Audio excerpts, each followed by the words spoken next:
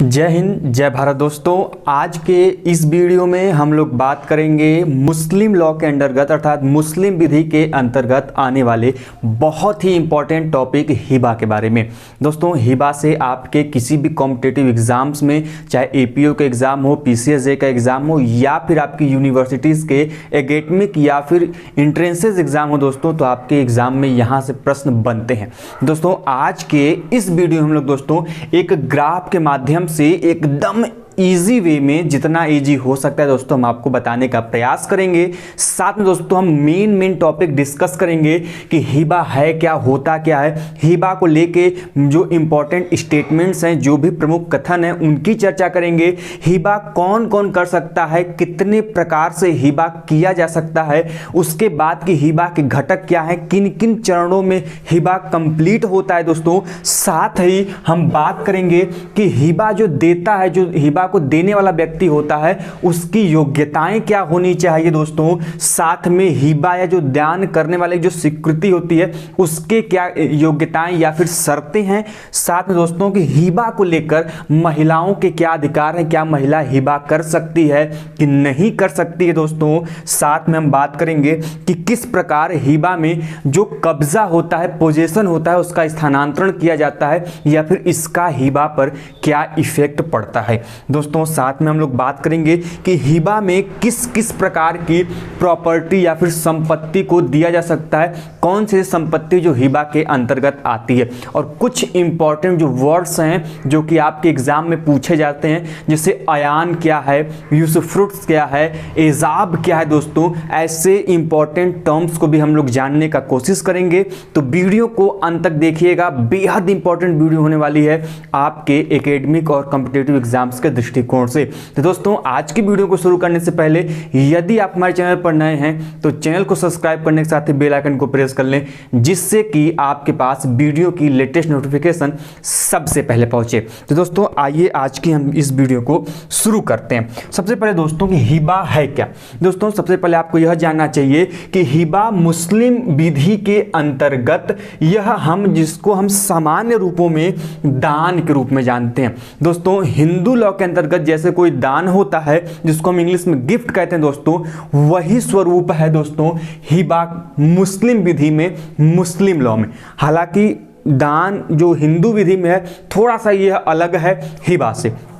अब आते हैं एक एक करके चर्चा करते हैं कि दोस्तों जो ये हिबा है, इसको कहते क्या है या फिर हिबा होती क्या है। तो मैंने सिंपल सी परिभाषा पहले ही बोली कि हिबा मुस्लिम विधि में क्या है, दान है या गिफ्ट है, पॉइंट नंबर 1। अब दूसरी चीज, जिसको हम कैसे परिभाषित करेंगे या फिर दोस्तों इसको हम कैसे समझेंगे। तो दोस्तों, हिबा मुस्लिम विधि में कोई मुस्लिम व्यक्ति के द्वारा लीगल स्वरूप में, लीगल स्वरूप मतलब उसका वैधानिक प्रभाव हो, उसका विधिक प्रभाव हो, लीगल स्वरूप में बिना प्रतिफल, प्रतिफल का मतलब होता है कंसिडरेशन। मतलब देखिए, दान तभी तक होता है कि आप किसी चीज को दें और उसके बदले में आप कोई चीज लेना। यदि आप किसी चीज को देने के बदले में यदि यह लेते हैं तो या तो वह सेल होगा, या तो विनिमय होगा, या तो मॉर्गेज होगा, या फिर प्लेस होगा, वो अन्य माध्यमों में चला जाएगा, वह वहां पर दान नहीं होगा। दान की सबसे बड़ी खासियत है कि यदि आप किसी वस्तु का दान करते हैं, गिफ्ट देते हैं दोस्तों, तो उसके बदले में आप कुछ लेते नहीं है, केवल और केवल देते हैं। तो बिना प्रतिफल, प्रतिफल क्या होता है दोस्तों, तो वही है कि आप किसी चीज को दे रहे हैं और उसके बदले में जो ले रहे हैं, तो जो चीजें लेते हैं वही कहलाता है प्रतिफल।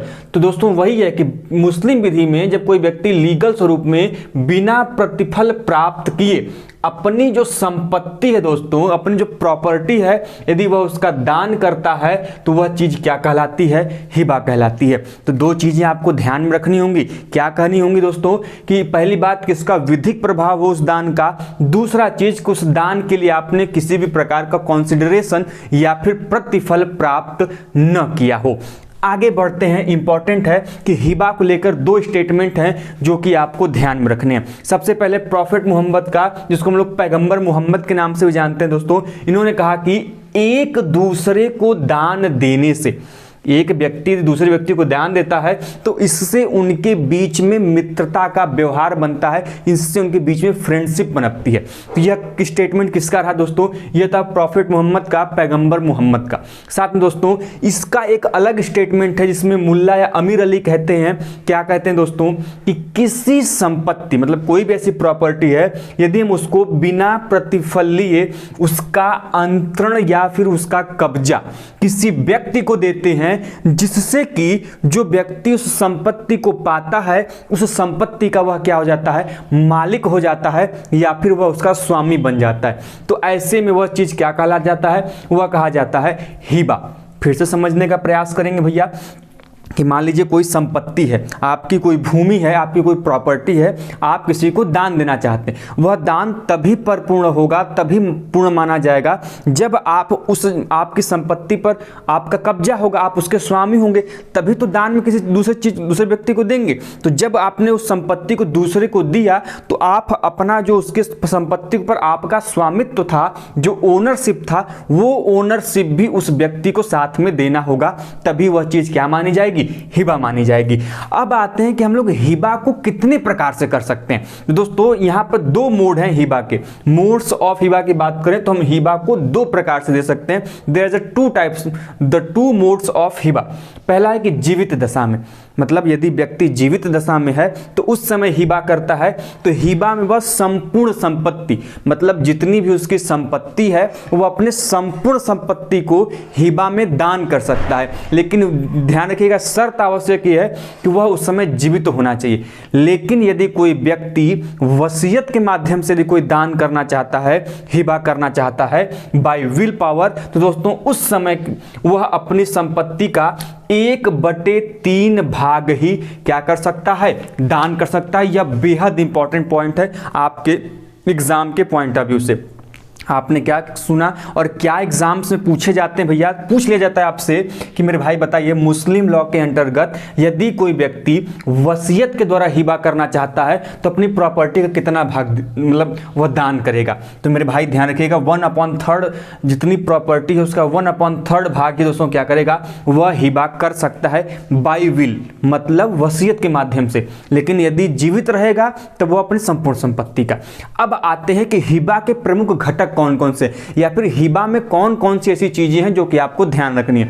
दोस्तों हिबा में कुल 3 ऐसे पॉइंट्स हैं जो आपको ध्यान रखने हैं। वो पॉइंट्स है, सबसे पहले हम उसको बोलते हैं दानकर्ता, मतलब जो संपत्ति को दान देता है उसको हम लोग दानकर्ता या फिर दाता बोलते हैं, और इंग्लिश में बोला जाता है दोस्तों उसको डोनर। क्या बोलते हैं? डोनर बोलते हैं। और मुस्लिम विधि में उसको बोला गया है वाहिब। तो तीनों चीजों ध्यान रखनी है। यदि पूछ ले आपसे एग्जाम में कि वाहिब क्या है, मुस्लिम विधि के अंतर्गत वाहिब क्या है, तो मुस्लिम विधि के अंतर्गत जो व्यक्ति हिबा को देता है, दान को देता है, वह वाहिब है, दाता है, दान करता है, या फिर क्या है दोस्तों? डोनर है। पहला पॉइंट। दूसरा, अब यदि कोई व्यक्ति दान दे रहा है तो भैया वह कोई व्यक्ति उस दान को लेगा, तो जब लेगा तो लेने वाले को हम लोग हिंदी में बोलते हैं प्राप्तकर्ता, या फिर मुस्लिम विधि में जो शब्द है वह है मौहूल लहू। मौहूल लहू बोलते हैं उसको मुस्लिम विधि में, और इंग्लिश में बोलते हैं डोनी। देने वाला डोनर और प्राप्त करने वाला डोनी, दो चीज ध्यान रखिएगा। और तीसरी सबसे चीज है दोस्तों कि ठीक है, किसी ने दिया और किसी ने दान को लिया, और यह दान तभी क्या होगा? संपूर्ण माना जाएगा कि जब देने वाला जो स्वामी व्यक्ति है वह उस संपत्ति का कब्जा, पोजेशन क्या करे? उस प्राप्त करता था जो दान लेने वाला व्यक्ति है उसको दे, तभी यह क्या माना जाएगा दोस्तों? यह हिबा संपूर्ण मानी जाएगी, कंप्लीट मानी जाएगी। तो कुल 3 इंपॉर्टेंट आपने कंपोनेंट्स देखे, दानकर्ता अर्थात डोनर, प्राप्तकर्ता अर्थात डोनी, कब्जा अर्थात पोजेशन। तो 3 ऐसे महत्वपूर्ण घटक हैं हिबा के। आगे बढ़ते हैं कि भैया हिबा कितने चरणों में पूर्ण होती है। तो सबसे पहला चरण है कि हिबा की घोषणा। सबसे पहले आप क्या करते हैं कि मुझे हिबा देना है, मुझे दान देना है। आप इसका क्या करेंगे, डिक्लेरेशन करेंगे। आप इसके बारे में लोगों को बताएंगे कि मैं अपनी संपत्ति का इतना भाग या फिर संपूर्ण भाग, जो भी आप दान करना चाहते हैं उसके बारे में आपको बताना पड़ेगा। बिना बताए हिबा नहीं दी जा सकती, हिबा का डिक्लेरेशन आपको करना पड़ता है। तो इसलिए सबसे पहला चरण होता है हिबा की घोषणा, जिसको हम लोग बोलते हैं डिक्लेरेशन ऑफ हिबा। और इसके लिए दोस्तों मुस्लिम विधि में, under Muslim law, there is a specific word which is known as Ijab. क्या जानते हैं हम लोग, किस रूप में जानते हैं उस नाम को, एजाब के रूप में जानते हैं। तो ध्यान रखिएगा, एग्जाम में पूछा जा सकता है कि एजाब क्या है। तो दोस्तों एजाब का मतलब है मुस्लिम विधि के अंतर्गत जब कोई व्यक्ति क्या करता है, हिबा की घोषणा करता है, डिक्लेरेशन ऑफ हिबा करता है, that is known as Ijab. क्या जानते हैं हम लोग, एजाब। ध्यान रखिएगा। एंड सेकेंड पॉइंट क्या है, सेकेंड पॉइंट दोस्तों, जैसे ही डिक्लेरेशन ऑफ हिबा हो गया, हिबा की घोषणा कर दी गई, तो दूसरा है दोस्तों कि दानकर्ता या दाता की दान करने की क्षमता क्या है, अर्थात उसकी योग्यताएं क्या है दान को लेकर। उस दाना जिसको हम लोग बोलते हैं डोनर, मतलब कैपेसिटी ऑफ डोनर। दोस्तों आइए जान लेते हैं कि उस जो दान देने वाला व्यक्ति है उसकी क्या क्या योग्यताएं होनी चाहिए। सबसे पहले चलते हैं कि दोस्तों जिस वह व्यक्ति जो दान देने वाला है, जो डोनर है, वह वयस्क व्यक्ति होना चाहिए, मेजर व्यक्ति होना चाहिए। अब देखिएगा, वयस्क व्यक्ति दो मामलों में होता है। अब सामान्य स्थिति में यदि उसका कोई संरक्षक नियुक्त नहीं है, माता पिता हैं दोस्तों, तो उस स्थिति में वह व्यक्ति वयस्क माना जाता है 18 वर्ष की उम्र में। कितने वर्ष की उम्र में वह व्यक्ति वयस्क माना जाएगा, 18 वर्ष की उम्र में। मतलब कोई भी व्यक्ति जिसके माता पिता हैं, माता पिता हैं दोस्तों, वह 18 वर्ष की उम्र में क्या कर सकता है, हिबा कर सकता है। लेकिन ऐसा कोई व्यक्ति जिसके न्यायालय के द्वारा संरक्षक नियुक्त किए गए हैं, गार्जियनशिप अपॉइंट किया गया है न्यायालय द्वारा, ऐसे व्यक्ति दोस्तों 21 वर्ष की उम्र में मेजर माने जाते हैं। और ऐसे व्यक्ति 21 वर्ष की उम्र के बाद ही हिबा कर सकते हैं। दो चीजें आपने ध्यान रखी।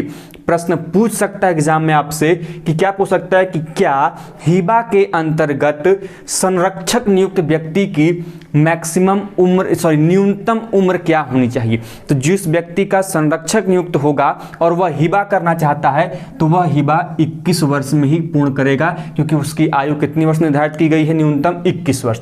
अगला है कि वह व्यक्ति स्वस्थ चित्त व्यक्ति होना चाहिए, मतलब वह साउंड माइंड पर्सन होना चाहिए, उसको ज्ञात होना चाहिए, वह स्वस्थ व्यक्ति होना चाहिए। ऐसा नहीं कि वो पागल हो।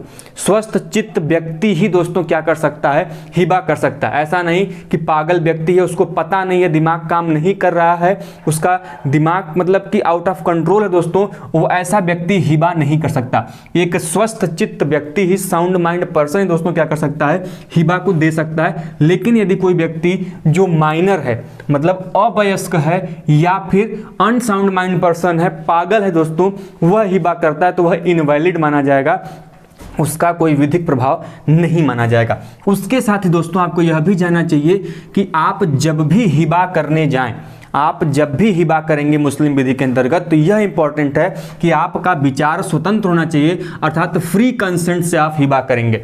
यदि आपके मन में किसी प्रकार का फ्रॉड है, छल कपट है, कोई दुष्भावना है दोस्तों, तो उस स्थिति में इन दैट टाइम जो हिबा होगी वह क्या मानी जाएगी, इनवैलिड मानी जाएगी। उस हिबा को पूर्ण माना नहीं जाएगा, क्योंकि किसी भी छल कपट के साथ, फ्रॉड के साथ की गई कोई हिबा इनवैलिड मानी जाएगी, क्योंकि यहाँ पर इसेंशियल एलिमेंट है कि वह फ्री कंसेंट से हो। अब आप चाह रहे हैं कि मैं ये दान करके उसके बदले में मैं कुछ हड़प लूँ, या फिर उससे मैं कुछ, मुझसे कोई उससे क्या होगा, फायदा होगा, तो आपके मन में पहले से एक फ्रॉड है। और इस कंडीशन में यदि आप कोई हिबा करते हैं, दान करते हैं, तो वह क्या माना जाएगा दोस्तों, वह माना जाएगा इनवैलिड या फिर असंवैधानिक हिबा माना जाएगा।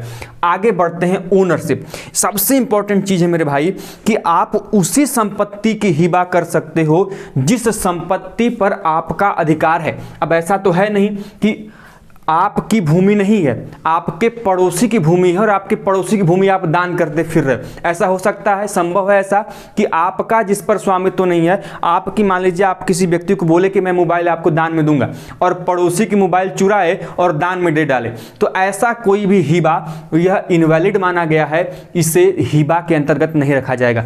ऐसी ही वस्तु आप किसी व्यक्ति को दान में दे सकते हो, उसका हिबा कर सकते हो जिस पर आपका स्वामित्व हो, जिस पर आपका ओनरशिप हो।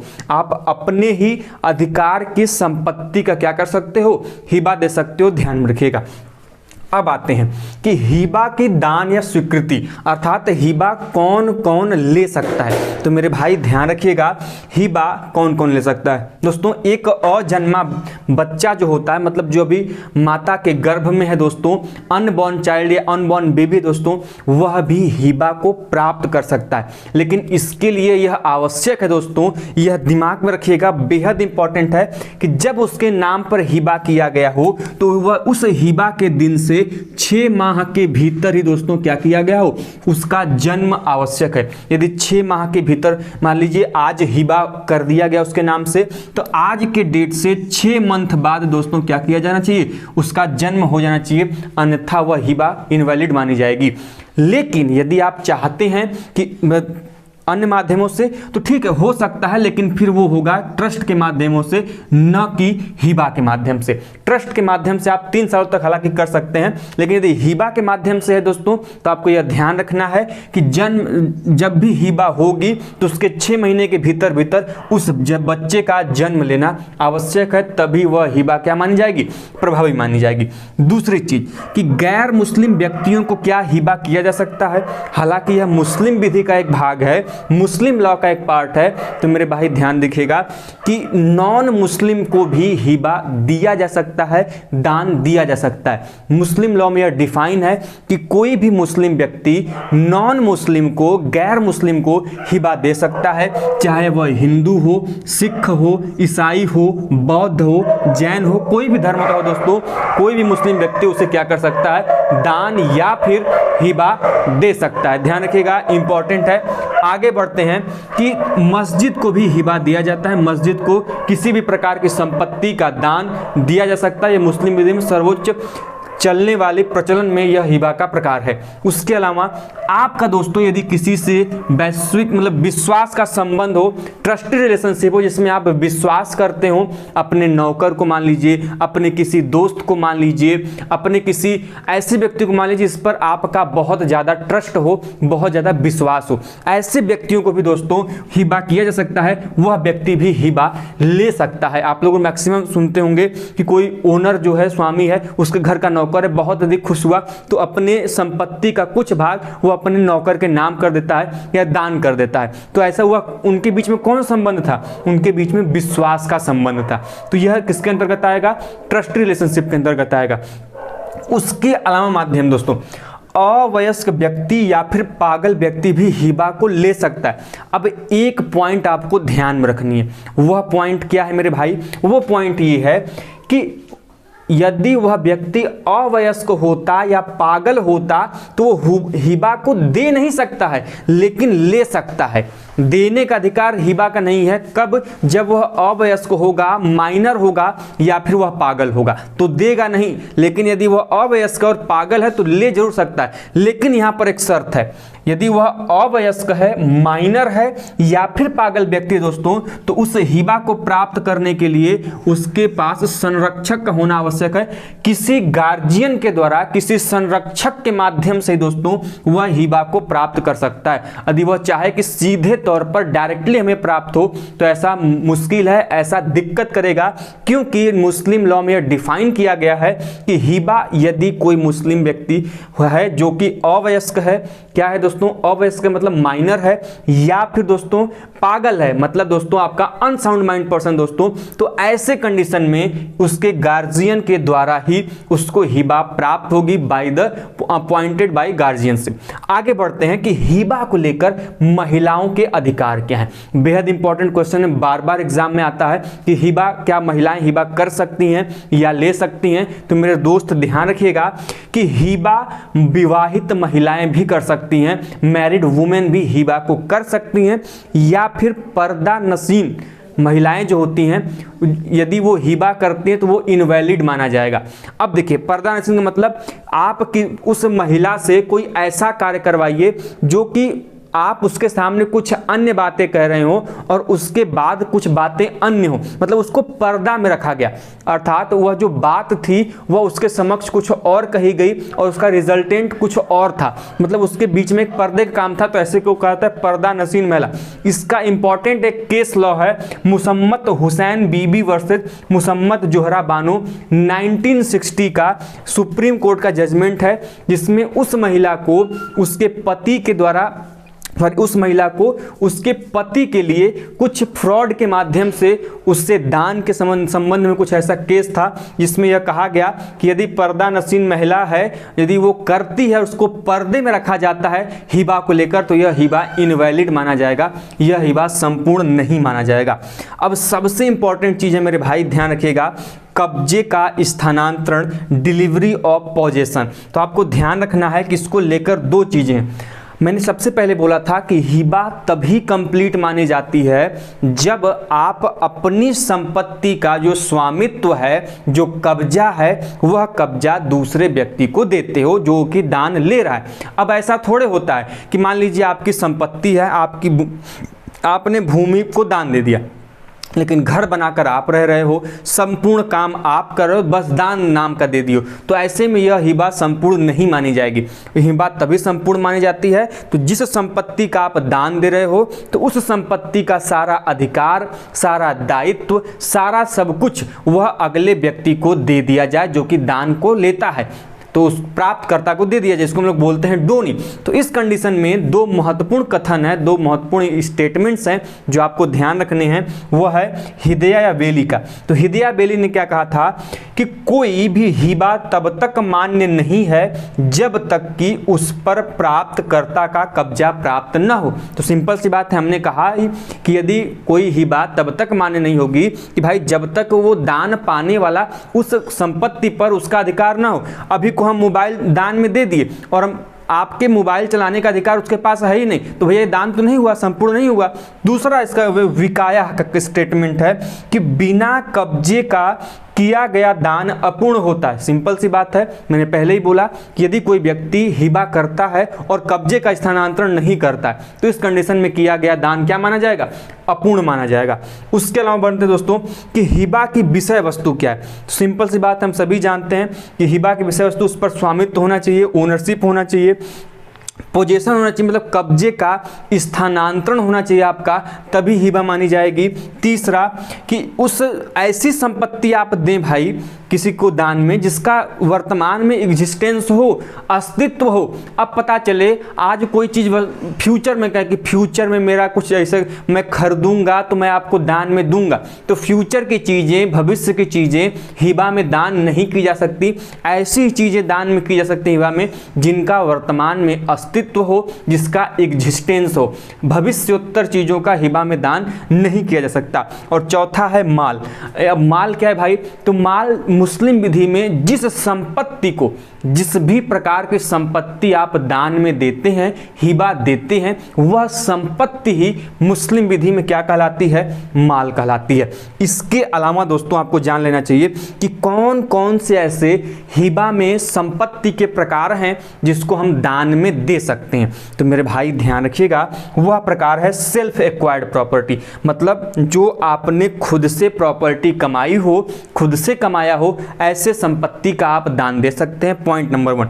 पॉइंट नंबर 2, एंसेस्ट्रल प्रॉपर्टी, जिसको हम लोग बोलते हैं वंशानुगत संपत्ति, मतलब ऐसी संपत्ति जो आपके दादा से पिता को मिली हो, पिता से आपको मिली हो, आपके पुत्र से जाएगी, तो ऐसी संपत्ति का भी आप दान कर सकते हैं। इसके अलावा दोस्तों ऐसी कोई संपत्ति जो कि चल संपत्ति हो, जिसको हम लोग बोलते हैं मूवेबल प्रॉपर्टी। इसके अलावा दोस्तों इमूवेबल प्रॉपर्टी का भी हम लोग हिबा कर सकते हैं। कॉर्पोरल प्रॉपर्टी और इनकॉर्पोरल प्रॉपर्टी का भी दोस्तों हम लोग हिबा कर सकते हैं। तो इस प्रकार हमने जाना है दोस्तों कि self acquired property, ancestral property, movable property, immovable property, corporal and incorporeal property का भी दोस्तों हम लोग क्या कर सकते हैं? दान कर सकते हैं। इसके अलावा दोस्तों आपको मैं बता दूं कि दान जो करने का 2 प्रकार होता है। हिबा में, एक कॉर्पस एक उसुफ्रुट। अब दोस्तों इंपॉर्टेंट ये है कि दोनों होते क्या हैं। दोस्तों कॉर्पस को मुस्लिम विधि में कहा गया है अयान और उसुफ्रुट को कहा गया दोस्तों मौफी। एग्जाम में पूछ लेता है कि मौफी क्या है या फिर अयान क्या है। दोस्तों मान लीजिए मैं एग्जाम्पल से आपको समझा देता हूं कि मान लीजिए यह कोई आपकी एक भूमि है, यह क्या है, यह आपकी एक भूमि है। जो मेन प्रॉपर्टी होती है, मान लीजिए वह भूमि जो है, जो मेन प्रॉपर्टी है वह कहलाती है कॉर्पस, जिसको हम लोग बोलते हैं अयान। यदि यह आप देते हैं हिबा में तो आपको ध्यान रखना है कि भूमि और भूमि के अंतर्गत आने वाले समस्त जो जितनी चीज़ें होती हैं वह अपने आप अधिकार दे दिए जाते हैं। किसको? मान लीजिए कि आपने भूमि दान दिया और भूमि पर कोई मकान है, तो जब आपने भूमि को दान दिया मेरे भाई, तो उस मकान यदि उस भूमि के अंतर्गत आ रहा है तो उसका संपूर्ण अधिकार एवं दायित्व ही दान लेने वाले के पास चला जाएगा। आपको ध्यान रखना है। और दूसरा प्रकार ये होता है कि ठीक है आपकी भूमि है, आप भूमि दान में नहीं देना चाहते हैं, बल्कि जो भूमि पर यह मकान बना है उस मकान से मान लीजिए कोई रेंट निकल रहा है, कोई प्रॉफिट हो रही है, या फिर भूमि का कुछ भाग है जिस पर खेती होती है, जिससे फसल उत्पादित होता है। तो फसल क्या है? प्रॉफिट है, लाभ है, या मकान से जो रेंट मिला है वह क्या है? लाभ है। तो आप यह भी कर सकते हैं दान में कि उस प्रॉपर्टी से जो लाभ मिल रहा है, जो आपको फायदा हो रहा है, उस लाभ या फायदों को भी आप दान में दे सकते हैं, और इसको कहा जाता है मौफी। जो लाभ मिलता है वह मौफी होता है, और जो मेन प्रॉपर्टी होती है वह कॉर्पस या फिर अयान होता है। तो दोस्तों आज के इस वीडियो के माध्यम से हम लोगों ने जाना कि हिबा क्या होती है, हिबा के इंपॉर्टेंट एलिमेंट्स, उसके इंपॉर्टेंट सर्कमस्टांसेस को हम लोगों ने जानना और समझने का प्रयास किया। तो उम्मीद है दोस्तों आपको आज की यह वीडियो समझ में आई होगी। ऐसे ही लीगल नॉलेज और इंपॉर्टेंट एकेडमिक एवं कॉम्पिटिटिव एग्जाम्स के लिए हमारे चैनल को सब्सक्राइब करिए और बेल आइकन को जरूर से प्रेस करिए। और वीडियो पसंद आई दोस्तों तो वीडियो को लाइक करने के साथ ही दोस्तों से जरूर शेयर करिए। दोस्तों ये हमारी आपसे विनम्र निवेदन है। मिलते हैं ऐसे इंपॉर्टेंट नॉलेज एंड फैक्ट्स के साथ नेक्स्ट वीडियो में। तब तक के लिए जय हिंद, जय भारत, हर हर महादेव।